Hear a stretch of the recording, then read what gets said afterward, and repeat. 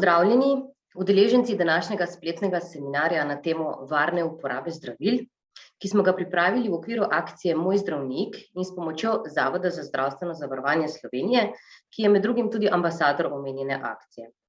Moje ime je Andreja Šalamun, sem urednica revije Viva Medicina in ljudje, ki izhaja pod okriljem časnika Finance. Kot že ime seminarja pove, bomo skušali danes pojasniti, zakaj je pravilna uporaba zdravil pomembna, na kaj moramo pri tem paziti in kako z zdravili ravnati. Naj že na začetku opozorim, da se pri tem ne bomo posvečali prav konkretnim zdravilom, čeprav bo verjetno katerega predavateljica tudi omenila, bomo pa med drugim ponudili informacije o tem, kje lahko dobite odgovore na zelo konkretna vprašanja o prav vaših zdravilih, oziroma na točno tisto, kar vas zanima. Da ne bom predolga, mi dovolite, da na kratko predstavim našo današnjo predavateljico. Gospa Anita Strmljan je po izobrazbi magistra farmacije, zadnji 2 leti je zaposlena na Zavodu za zdravstveno zavarovanje, predtem pa je kar 15 let nabirala izkušnje in znanje za lekarniškim pultom. Ve zelo veliko in prepričana sem, da bo znala potešiti vašo radovednost. Mogoče še par tehničnih zadev, in sicer med predavanjem gospe Anite lahko postavljate vprašanja v chat, ki ga bom spremljala jaz, gospa Anita pa bo na koncu tudi odgovorila nanje, kolikor bo čas dopuščal. Seveda vas prosimo, da so vprašanja povezana s temo, o kateri bo predavala gospa Strmljan.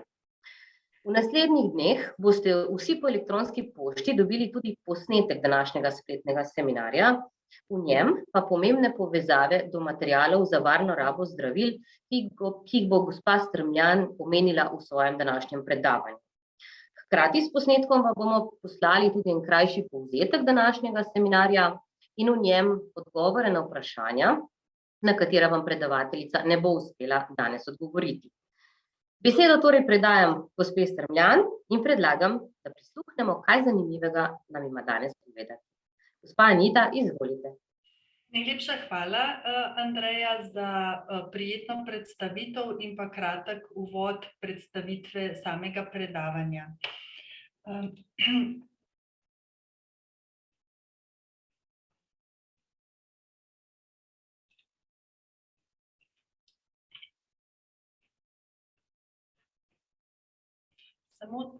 Se opravičujem, samo sekundo. Gospa Anita bo namreč delila svoj ekran z vami, da boste vsi videli prezentacijo, ki jo je pripravila in mogoče tako tudi lažje spremljali predavanje. Zdaj ga pa vidim. Se opravičujem, prej nisem videla. Takole.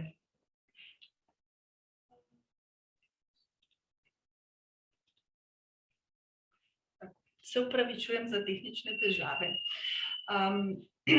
Jaz vam bom upam, da čim v krajšem in čim bolj nazornem načinu izpostavila tiste stvari, na katere morate biti pozorni, da boste zdravila uporabljali pravilno, tako da bodo kakovostna, učinkovita in pa varna. Za začetek bi vam želela povedati, kaj je zdravilo in kaj je farmacevtska oblika.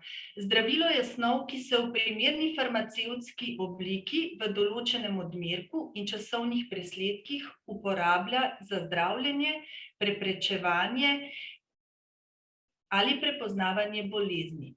Da pa lahko bolniki zdravilo uporabljajo, to se pravi, da ga zaužijejo, nanesejo na kožo, da pravilno inhalirajo, je potrebno učinkovine skupaj s pomožnimi snovmi v ustreznem tehnološkem postopku vgraditi v ustrezno farmacevtsko obliko. Za vsa zdravila veljajo stroge zahteve, katerim morajo proizvajalci zadostiti, saj jim mora imeti vsako zdravilo dokazano učinkovitost, kakovost in varnost. Da pa zdravilo ostane varno, kakovostno in učinkovito tudi, ko zapusti tovarno, morajo poskrbeti prav tako distributerji zdravil, veledrogerije in pa lekarna. Na koncu, kot končni uporabnik, pa bolnik.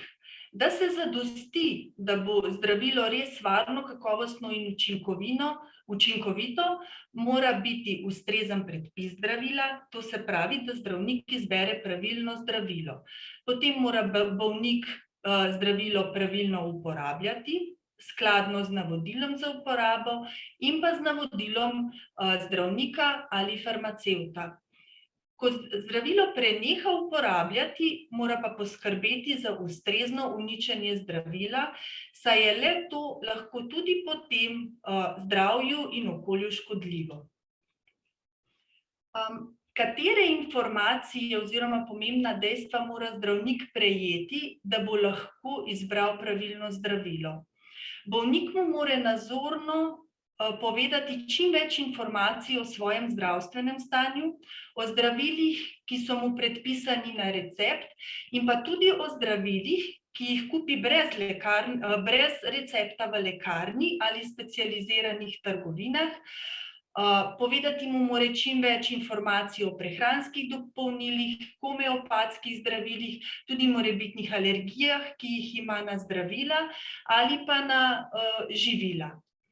Pomembno pa je tudi, da ko se uvede novo zdravilo, zdravnika opozori na pojav novih zdravstvenih težav, ki so lahko povezane z zdravilom, in pa mu poda informacije o učinkovitosti zdravila. To se pravi, da bo zdravnik dobil vse te informacije, mora med njim in bolnikom steči dobra in odkrita komunikacija, v kateri ne smemo prikrivati dejstev.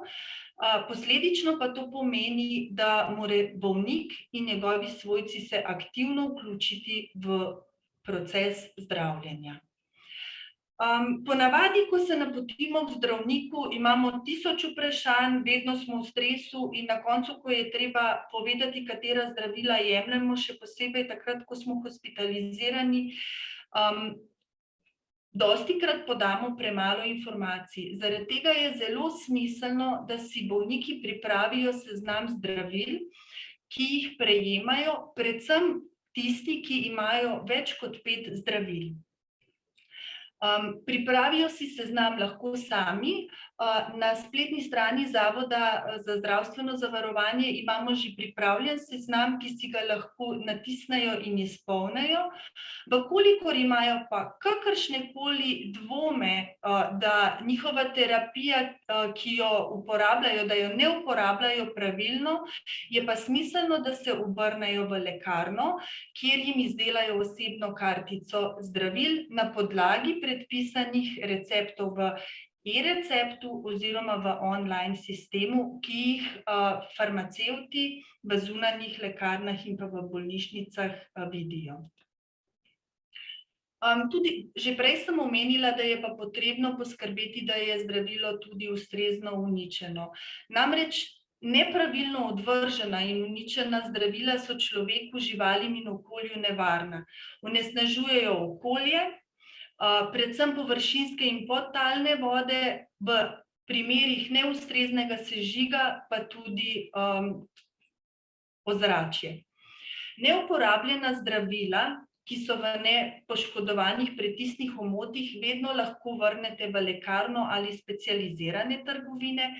V primerih poškodovane primarne ovojnine, to se pravi pretisnega omota, pa lahko ostanke uporabljenih zdravil, kemikalij in injekcijskih igel odvržete v zbirnih centrih in premičnih zbiralnicah za nevarne odpadke komunalnih služb.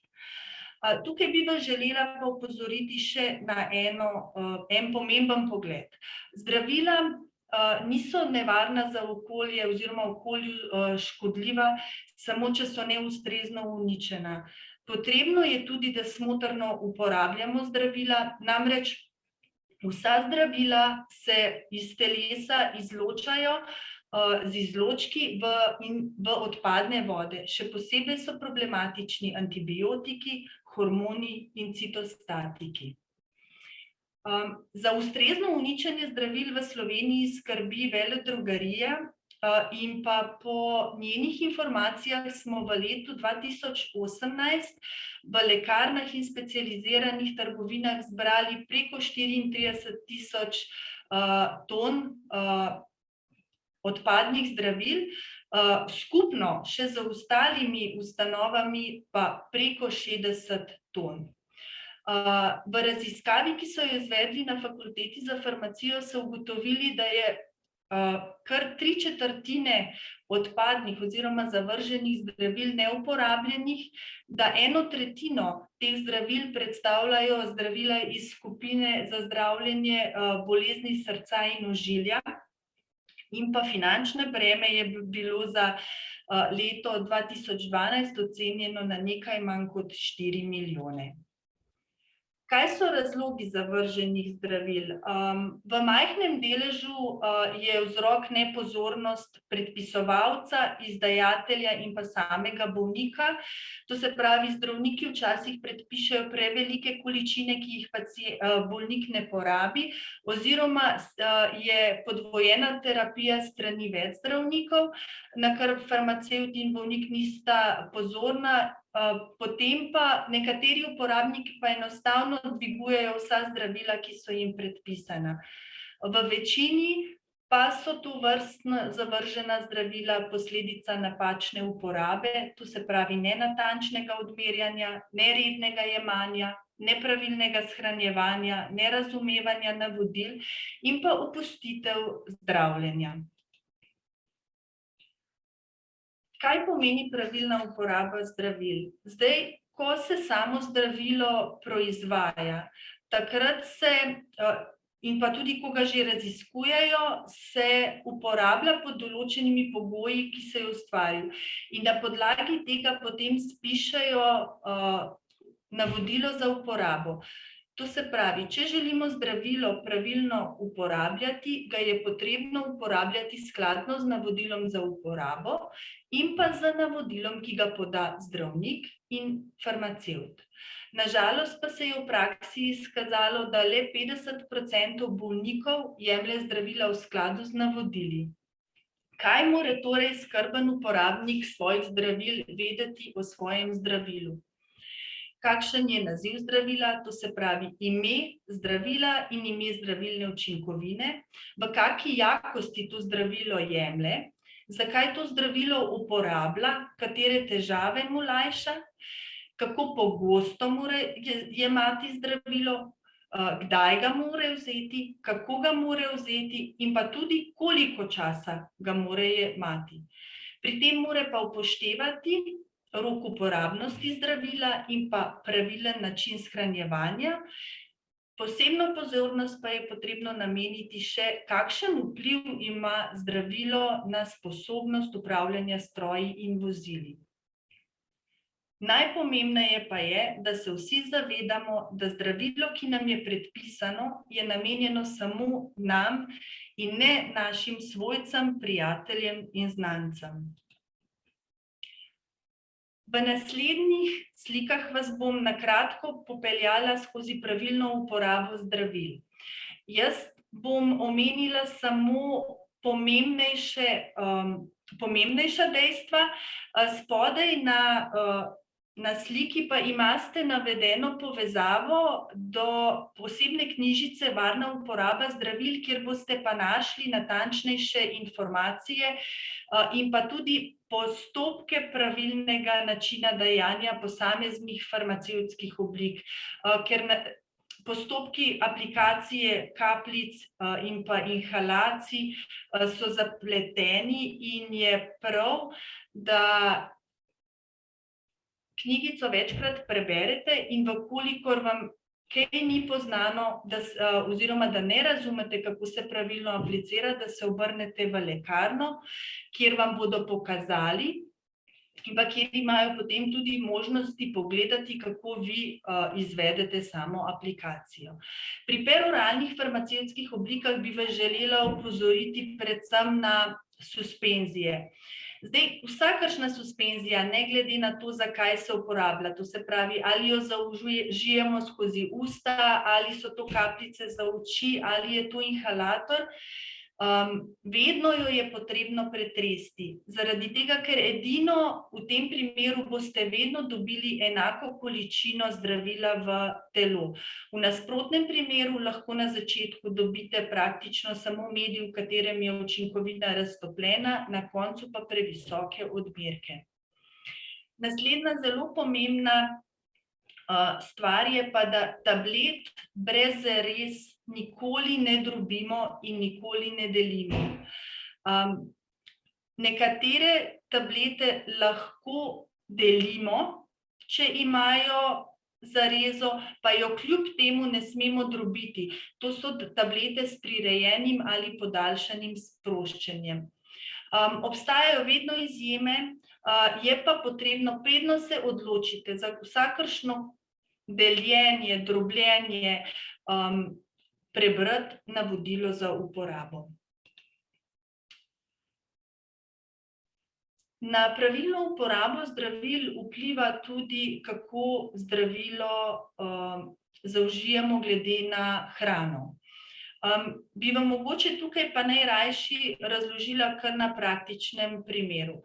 Tudi če imamo mi dve zdravili, ki vsebujeta isto učinkovino, bo lahko drug režim odmerjanja glede na hrano. Acetilsalicilna kislina je učinkovina, ki je večini ljudi poznana pod zdravilom aspirin. Aspirin imate lahko v obliki gastrorezistentne tablete, ki se uporablja v preprečevanju zlepljenja krvnih ploščic. In tukaj gastrorezistentna obloga ščiti učinkovino pred nizkim pH medijem v želodcu, hkrati pa ščiti želodec pred draženjem acetilsalicilne kisline.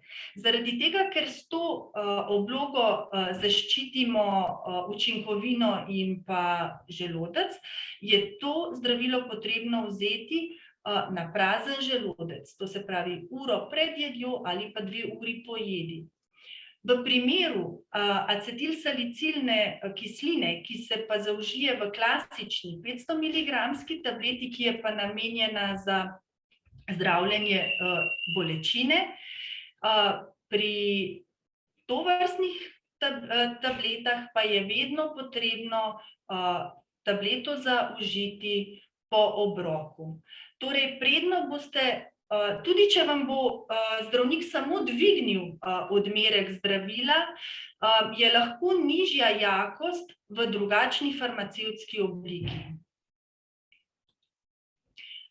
Želela bi vas še opozoriti, da so nekatera živila problematična za sočasno jemanje z zdravili.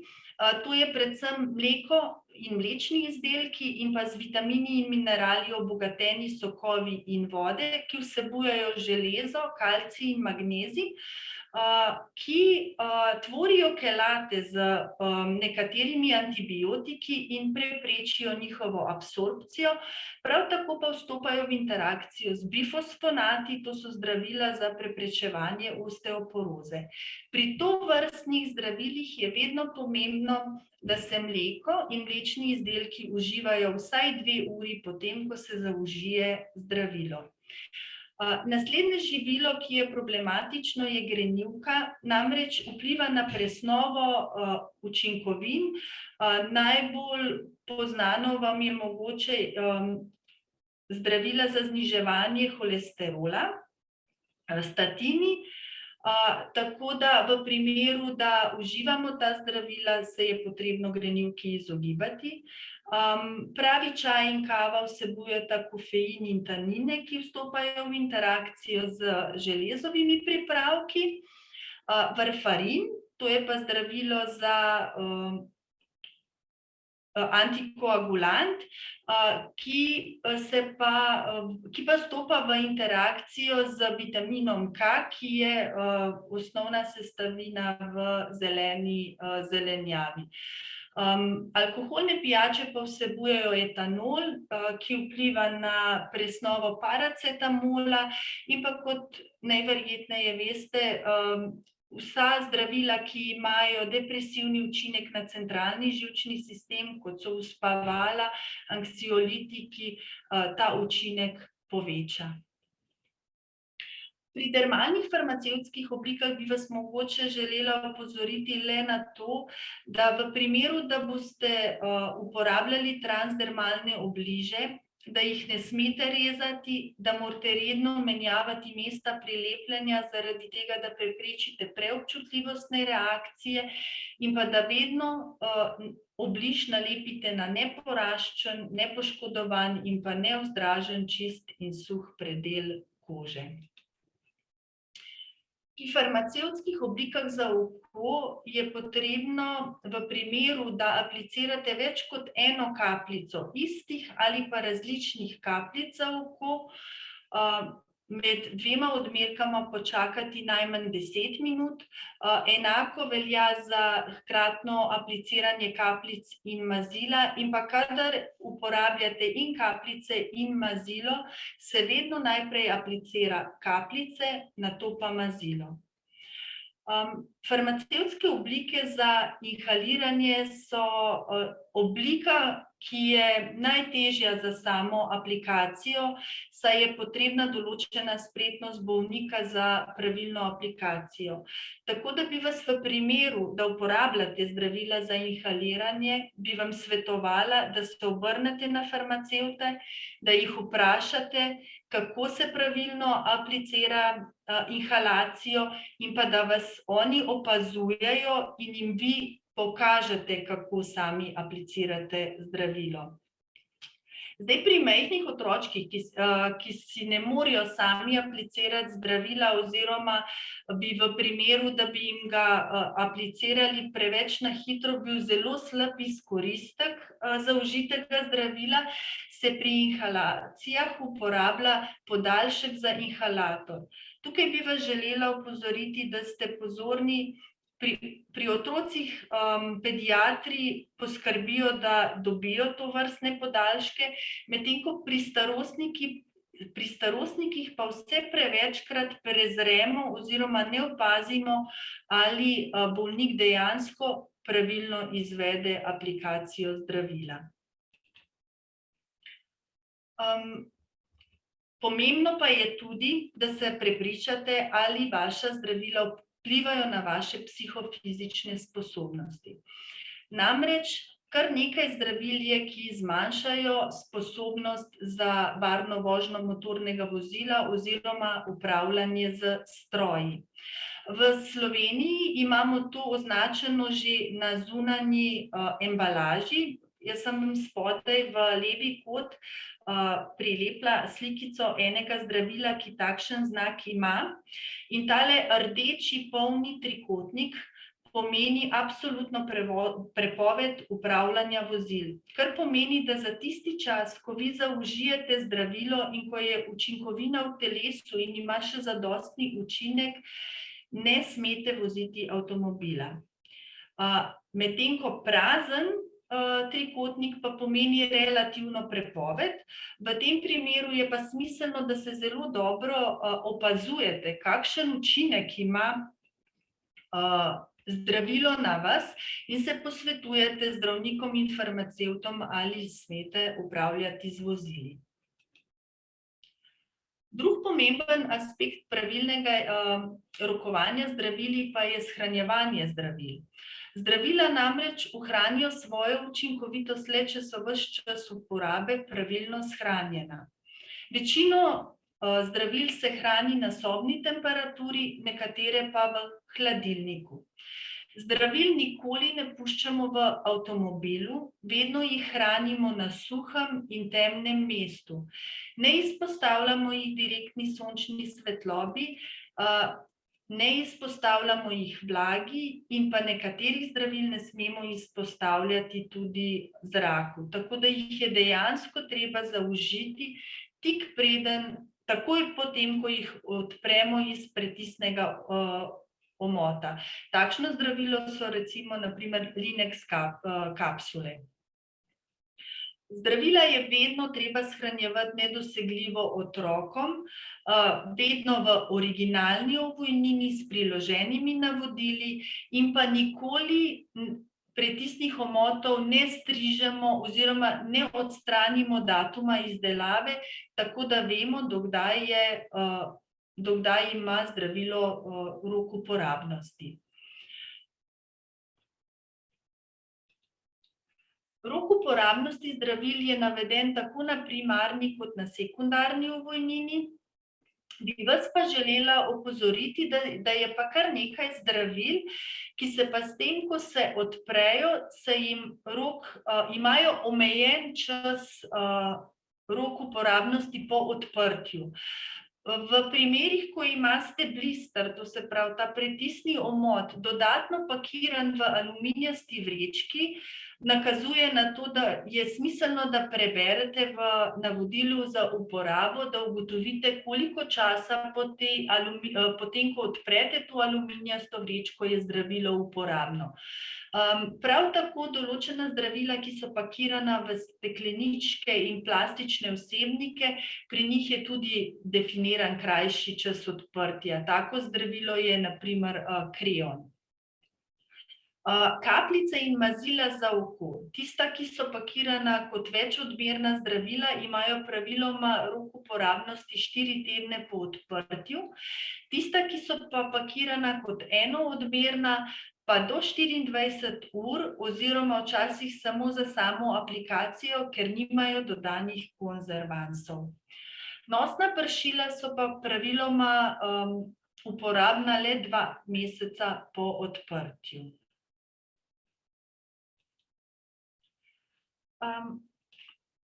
Če opazite pri sebi ali pa pri svojih svojcih, za katere skrbite, da prihaja do določenih razhajanj, da določena zdravila jim zmanjka prej, pa da veste, da so bili predpisani sočasno in da je bila predpisana terapija za 3 mesece, da imajo določene težave, da zgubljajo določene tablete, da imajo težave s samo aplikacijo, da jih ne morejo pogoltniti. V takem smislu je zelo smiselno v lekarni naročiti lekarniško svetovalno storitev pregled uporabe zdravil. To je osebni posvet med bolnikom in magistrom farmacije o pravilni uporabi zdravil, tako tistih, ki so izdane na recept, kot tudi tiste, ki jih kupite brez recepta, zeliščna zdravila ter prehranska dopolnila. Pri storitvi pregleda uporabe vam bo farmacevt pripravil tudi osebno kartico zdravil. Na storitev se je potrebno praviloma predhodno naročiti in je samoplačniška. Zdaj pa prehajam v drugi predel svojega predavanja, kjer bi vam pa želela predstaviti program farmacevtskega svetovanja in pa storitve farmakoterapijskega pregleda. Slovenija spada med najhitrejše starajočo se državo na stari celini in najbolj ogrožena skupina so prav gotovo starostniki, saj se njim pripiše okoli 60% vseh zdravil. Sočasno imajo ti bolniki več kroničnih bolezni, s tem pomeni, da imajo predpisanih tudi več zdravil. Skozi leta pa narašča polifarmakoterapija, to se pravi, pod polifarmakoterapijo smatramo tisto terapijo, v kateri je vključenih 5 do 9 oziroma 10 in več zdravil. V Sloveniji je bilo leta 2020 221 tisoč prejemnikov z 5 do 9 učinkovinami in 48 tisoč prejemnikov z 10 in več učinkovinami. To pomeni, da ima zdravnik v ambulanti družinske medicine v povprečju 200 prejemnikov z 5 do 9 učinkovinami in pa 40 prejemnikov z 10 in več učinkovinami. Povprečno število učinkovin na osebo pa je 7. 3/4 zdravil se predpiše za kronično zdravljenje bolezni, od tega največ za srce in ožilje, za lajšanje bolečin in pa zdravil za želodec. S tem, ko imate predpisanih več zdravil, se poveča tudi možnost neželenih oziroma škodljivih učinkov in pa tudi povečajo se težave povezane z zdravili. Po različnih študijah je kar 5,8% bolnikov hospitaliziranih zaradi neželenih učinkov zdravil in kar 7 od 10 so hospitalizirani zaradi posledice nevarne oziroma nepravilne rabe zdravil. V letu 2007 so ocenili, da zaradi težav povezanih z zdravili v Sloveniji porabimo kar 29 milijonov evrov. Zdaj, katere so težave, ki so povezane z zdravili? Nepravilna izbira zdravila, premajhni ali preveliki odmerki zdravila, nezdravljene indikacije, interakcije med zdravili, neželjeni učinki zdravila, uporaba zdravil brez indikacije in pa z navodili neskladno jemanje zdravila. Kdaj lahko pomislimo, da je poslabšanje zdravstvenega stanja posledica težave zdravljenja z zdravili in ne bolezen?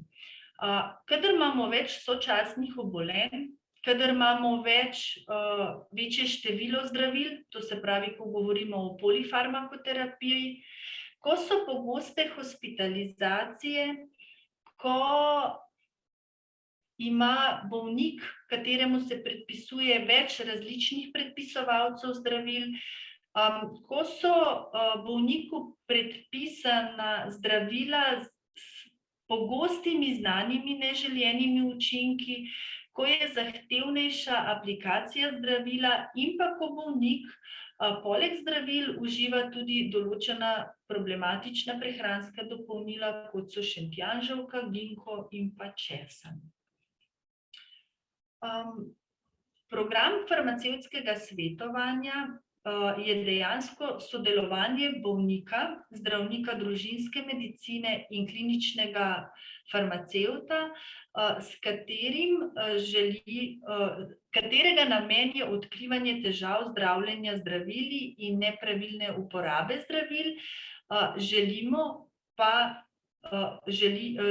Končni cilj je pa optimalno, kakovostno in varno zdravljenje z zdravili. Kdo je farmacevt svetovalec? Je zdravstveni delavec in specialist za zdravljenje z zdravili. Sodeluje z osebnim zdravnikom pri zdravljenju zdravili, svojo ambulanto ima v zdravstvenem domu. Po izobrazbi pa je specialist klinične oziroma lekarniške farmacije. Kako izgleda potek farmacevtskega svetovanja? Ko osebni zdravnik prepozna težavo pri bolniku ali pa vi sami prepoznate težavo in se obrnete na osebnega zdravnika, vas on z delovnim nalogom napoti k farmacevtu svetovalcu. Ko pridete k farmacevtu svetovalcu, se pogovorite z njim, on pregleda vašo zdravstveno dokumentacijo in pa predpisana zdravila in vam na podlagi dobljenih informacij izdela farmakoterapijski pregled, izvid, ki ga posreduje osebnemu zdravniku. Potem pa osebni zdravnik optimizira vašo terapijo v sodelovanju z bolnikom. Kot sem že prej omenila, zato da lahko pridete v ambulanto farmacevta svetovalca, morate biti napoteni od zdravnika z delovnim nalogom. Praviloma se je potrebno naročiti, ker farmacevti so v zdravstvenih domovih prisotni le ob določenih terminih.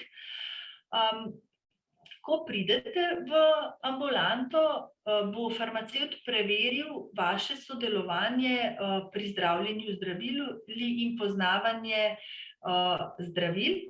Skozi pogovor bo skušal identificirati morebitne težave zdravljenja, potem pa bo izdelal farmakoterapijski pregled, to se pravi izvid, ki ga bo posredoval zdravniku, vam pa bo izdelal osebno kartico zdravil.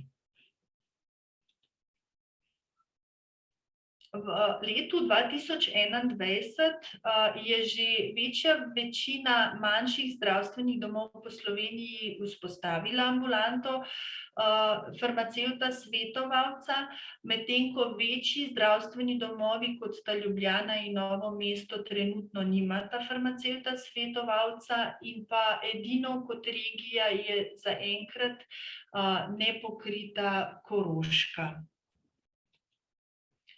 Kdo naj obišče farmacevta svetovalca?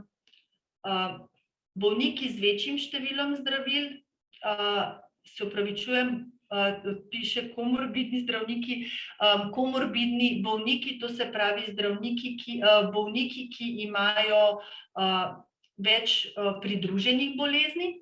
Bolniki, ki so pogosto hospitalizirani in pregledani v specialističnih ambulantah, bolniki z zdravili, ki imajo medsebojne interakcije, bolniki z visokorizičnimi zdravili, kot so antikoagulantni in pa glukokortikosteroidi, ki jih uživamo peros, to se pravi, da jih zaužijemo v obliki tablet in pa kapsul.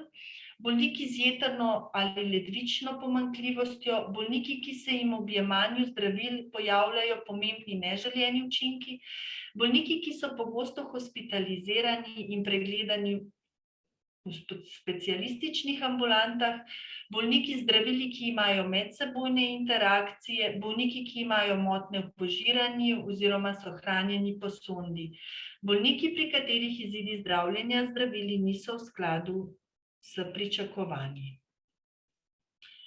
Informacije o ambulantah farmacevta svetovalca lahko dobite pri osebnem zdravniku.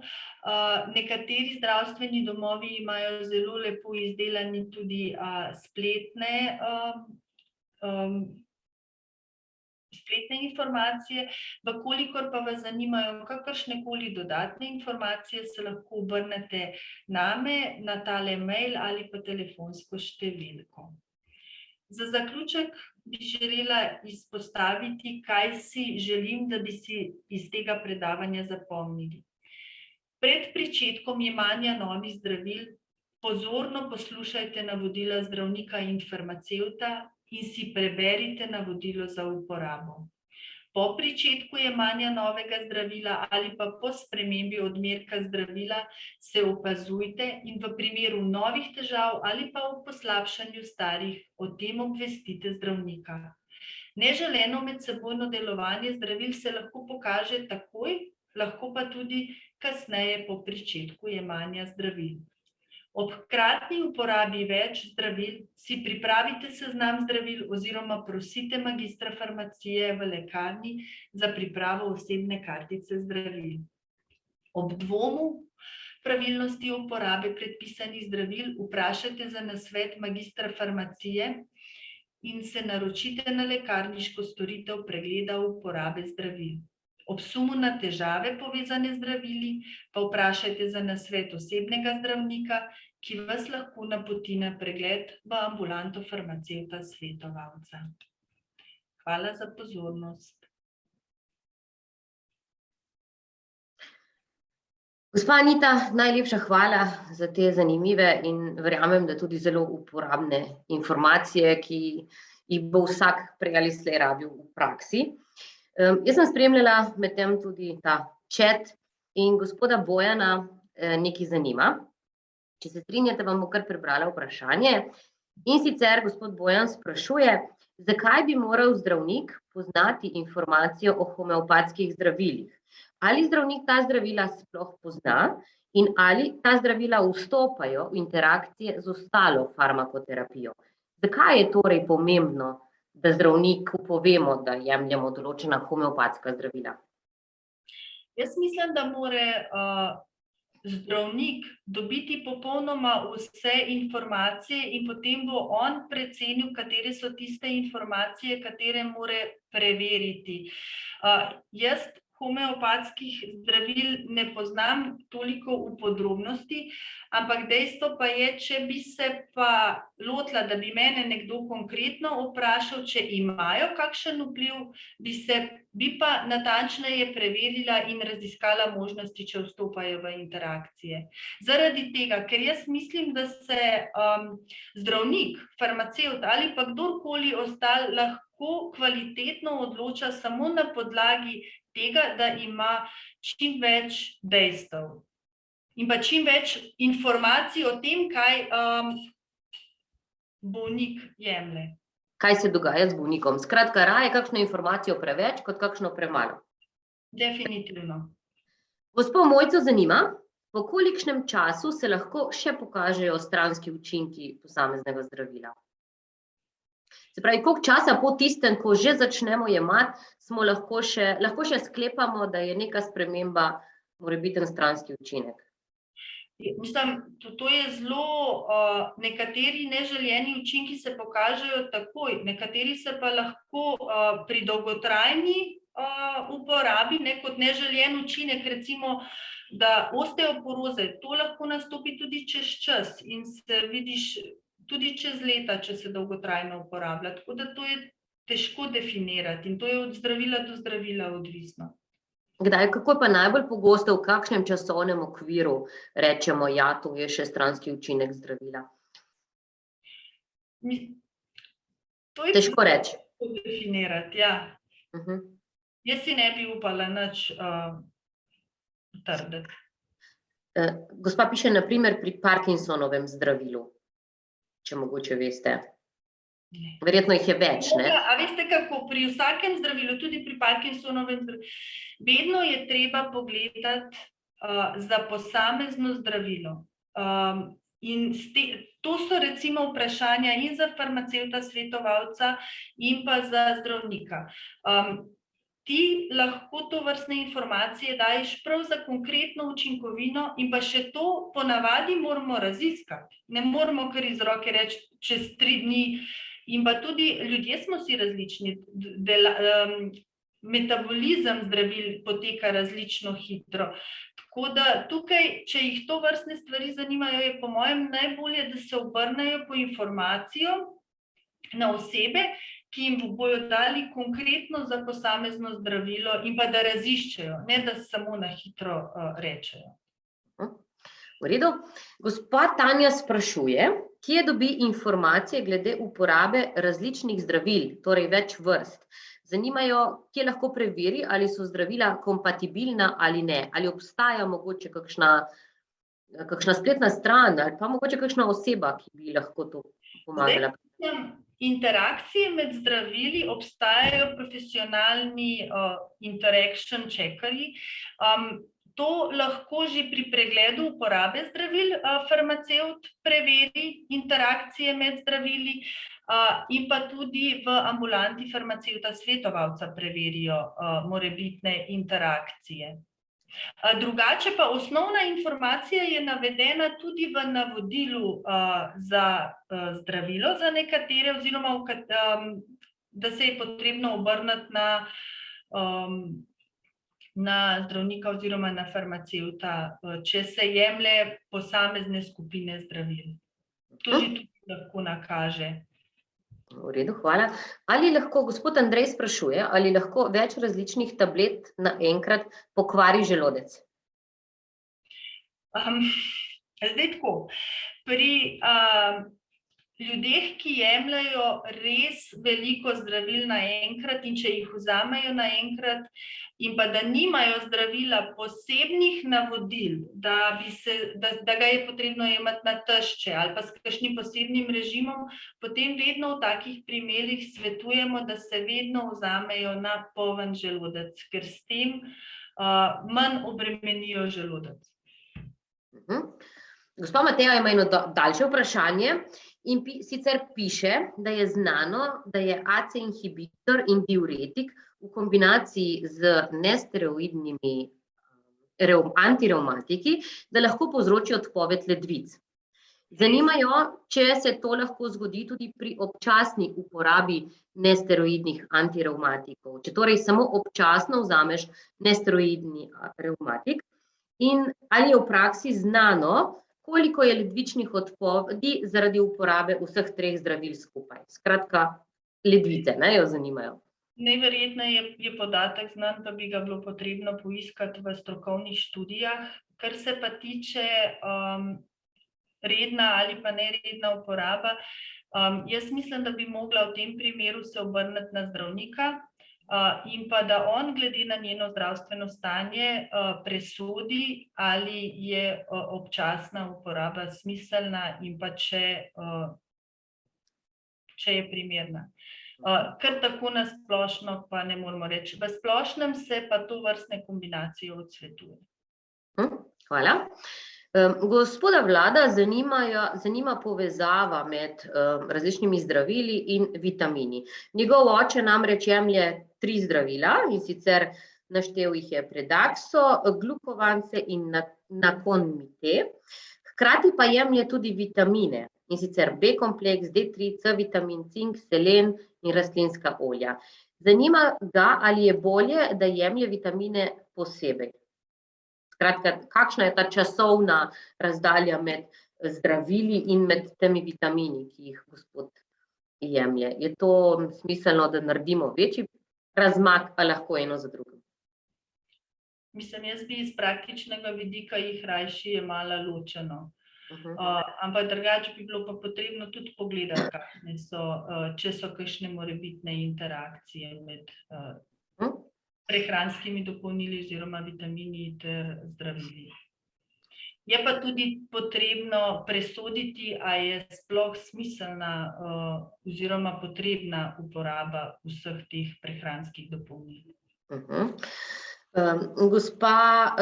Gospod Luka pravi, da težko pogoltne nekatera zdravila in da katera so potem, več vprašanj je takih, katera so tista, ki jih lahko damo na pol in katera lahko zdrobimo.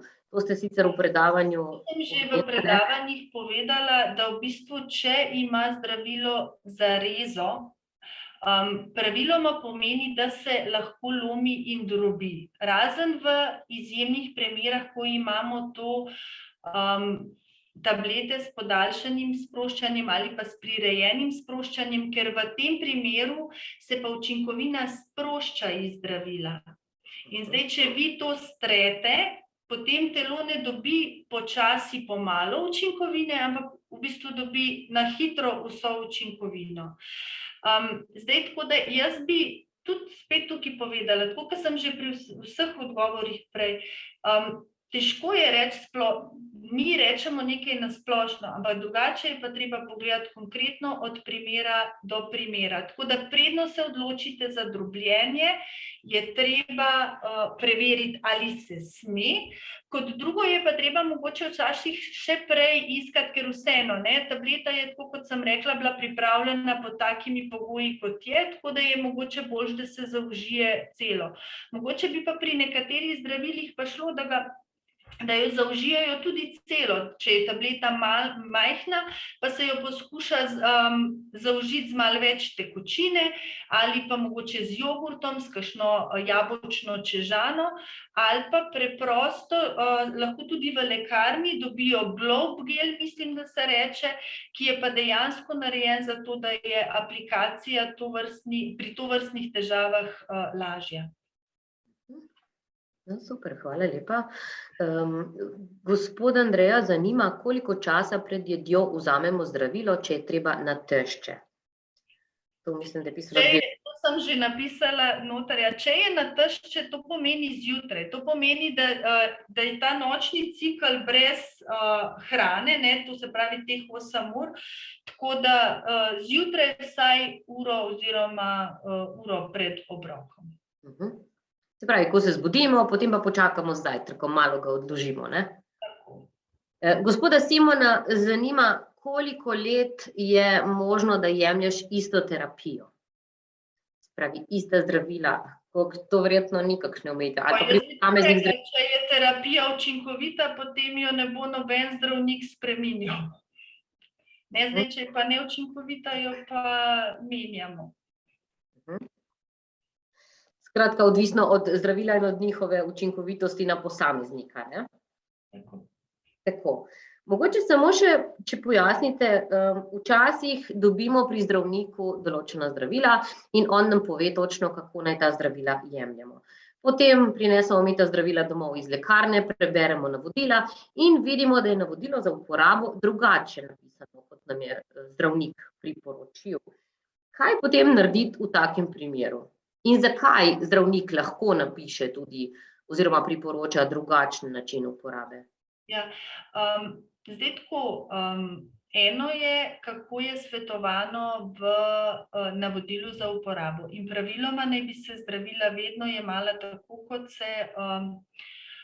kot piše v navodilu za uporabo. So pa izredne situacije, ko dejansko zdravnik ve, da je svetoval in ima za to tehten razlog. Ne vem, mogoče pa v zelo redkih primerih pa želi, da se vsa učinkovina, recimo tako, kot sem prej razložila, na hitro sprosti. In v takem primeru pa lahko, glede na poznavanje zdravstvenega stanja bolnika in pa mogoče morebitne težave, ki jo bolnik ima, je pa upravičen drugačen način jemanja.